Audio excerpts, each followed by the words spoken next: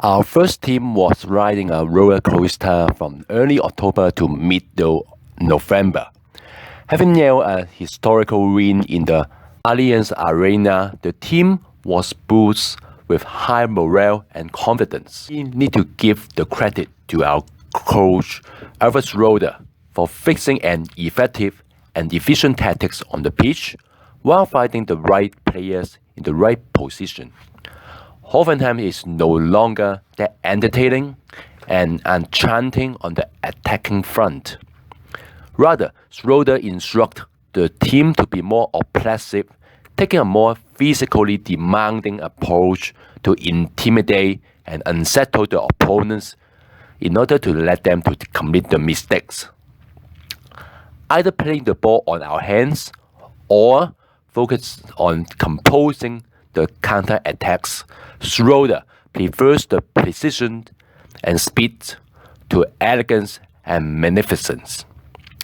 It was important that the team maintain the humbleness and down-to-earth approach if the club aims high for this season. So significant result and performance against Schalke by not giving the opponents many chances on the pitch was another morale-boosting catalyst. The comeback of Kamarek was very crucial. He was very instrumental in the victories against Schalke and Hertha Berlin, leaning on his personal ability to net the goals. You may argue that the goals comes from simple counter-attacks. That should not be what Hoffenheim is supposed to be on the pitch this season. Well, folks, please bear in mind that putting Bilbao in the right position and getting Locadia into the new tactics are far more important than working on the complicated master plans on the pitch. The new Schroeder tactics simply works. And don't forget how Adam Yang contributed to the pitch. No miracle and no wonder, but his energy and mobilization have been a relieving lubricant to turn on the blue turbine. How about Lucas Robb? His special function of linking up the front line is not very significant, but very essential. Another good piece of news is that Suber is also on its way to the comeback. I also look forward to having Samaseku to be featured more frequently in the starting lineup before the winter break. Well, but sadly, how about Belfodil? He has been out of the Schroeder plans in the recent matches. One may suspect that is he going to be so in the winter break? Is he willing to fight against being the first striker in the team? Or is he willing to be the rotating striker instead? Actually, he is not the same type of striker as Locadia. He has proven himself to be the very comprehensive striker with his unique dribbling skills while being the pivotal point in the front line. But Schroeder seems not to take this kind of quality into his consideration at the moment. We should bear in mind that the recent victories of the first team were not perfect, as shown in the matches against Hertha and Köln. Sometimes the midfield could not link up well with the front. Sometimes the back seems a little bit fragile. To get consecutive victories in the 7th, 8th, 9th row, I really hope that Schroeder and all players keep the head cool. No easy matchup before the winter break when facing the resilient Mainz, competitive Düsseldorf, Leipzig, Dortmund and Frankfurt.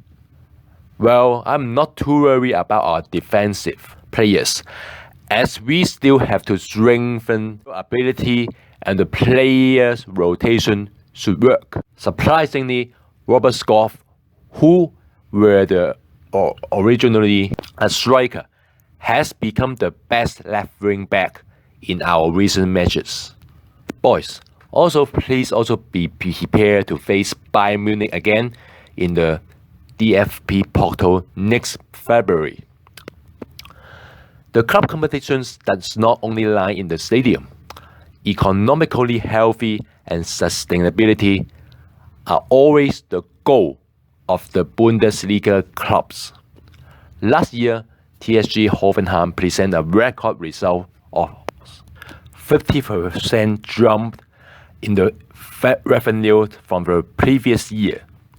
Our club achieved a positive operating result for the fourth time in succession. Most importantly, the equity ratio is at 75%, which means that liabilities are very low and maintained at an absolutely healthy level. The assets are mainly financed by the shareholder equity instead of debts. The club also had adequate assets and cash flow to meet up with any unexpected losses and non-regular operating expenses if there is any. The operation may sound a little bit conservative, but for a small and medium enterprise, it should be the optimal model.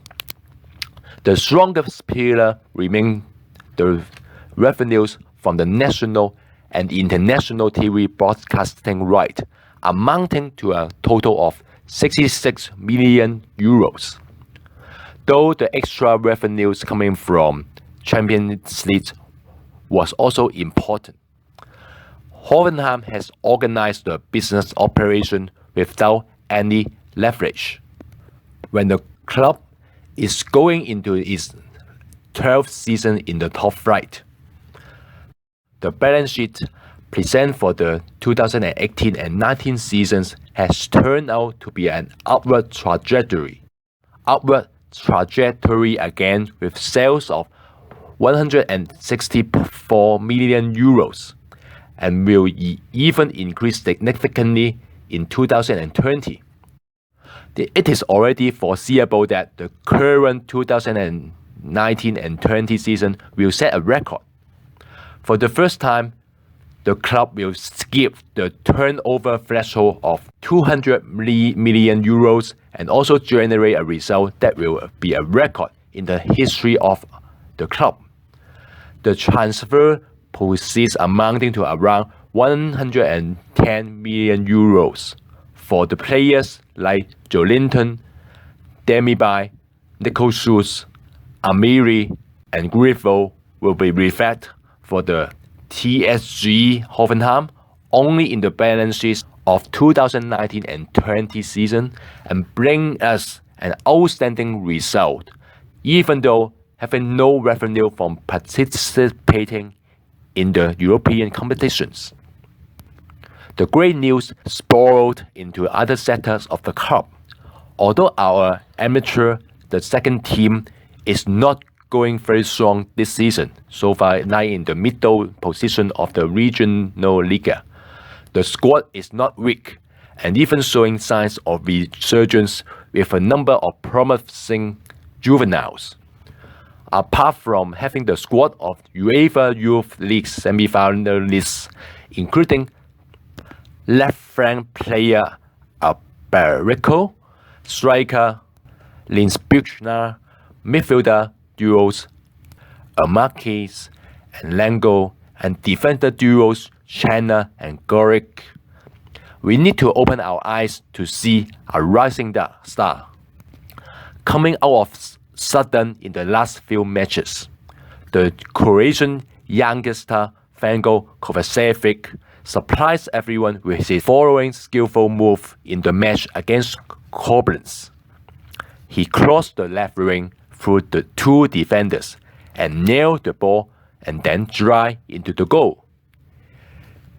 He always preferred to zigzag in a narrow space, but the other opponent should be well aware of his capacity very soon. Being a close fan of Andrei Kramaric, one may start to compare his playing style with Andrei. Playing also on the left-hand side, also with the similar athleticism and energy, Kovacevic may become the next Kamarik. He has been a very hardworking young player from the days he was playing in Croatia. He was willing to sacrifice the summer holidays to train himself regularly on the pitch and in the gym room every day. This shows the real Croatian fighting spirit, simply perseverance. But his career in Hoffenheim seems too early to conclude. It is just a very beautiful start for under-23 players. Will he become another Baumgartner or being the substitute striker in the first team in the next stage? It will be very interesting to see how many youngsters Schroeder is going to pick up and give them the trial in the first team, following what his mentor Nagelsmann did. We can't miss out our girls. TS3 Women has also been a surprising team in the Women's Bundesliga this season due to the superb performance so far.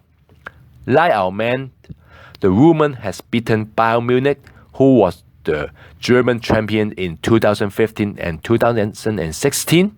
Bayern, to be honest, has been weakened a little bit for selling a number of core players, but still having 3 to 4 national core players like the midfielder Simon, Leupolz, Dortmund, and McGold.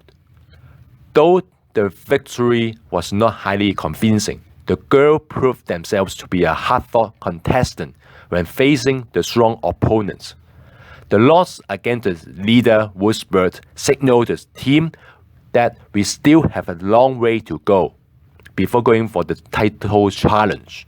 Especially the defensive line is not that physically strong enough and highly disciplined. The Hoffenheim ladies' upturn has led to the fact that the midfield backbone like Isabella Hartig, Tabia Wolf, and Lena Ledwing were selected in the squad of the German national team for the recent European Championship qualifiers. Not to mention our Austrian international striker Nico Bieler. Traditionally, Hoffenheim players were overlooked in the German women's national team, but that could be a new chapter for our girls if they continue to shine in the Bundesliga this season. Don't forget that we have the outstanding goalkeeper Tvrkovic, who saved us from the victory against Bayern and also in other matches this season. She is very excellent as the reflex, close range, blocking, and tipping saves. And she is also very highly concentrated in front of the goal. Before the winter break, if the defensive line could become physically stronger, we could have a good opportunity to stay in the top 2. They have also been through to the last leg of the DFB Pokal, and all our eyes will cast off on the second round against Wolfsburg after the winter break. The club seems to be heading towards a positive trend, from the first team to the amateur team to the girls, and most importantly, the healthy financial status. We are satisfied with the club development as a whole. Going forward, the ideology of Dietmar Hopp should be always remembered. Our next episode will look into the homecoming matchups against the Nagelsmann side RB Leipzig. See you then.